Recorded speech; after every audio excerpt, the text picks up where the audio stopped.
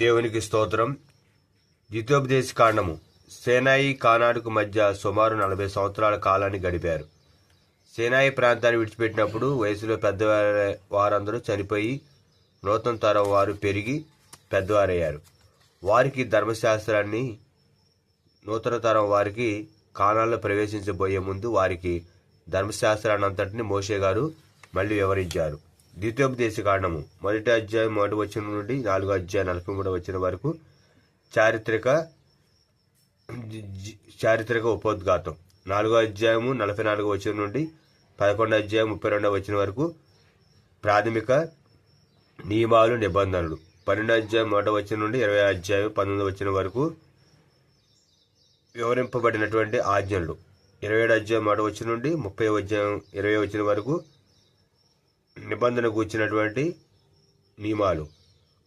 31వ అధ్యాయము 1వ వచనం నుండి 34వ అధ్యాయం 12వ వచనం వరకు మోషే గారి జీవితంలో చివరి రోజులు. దేవునికి స్తోత్రం.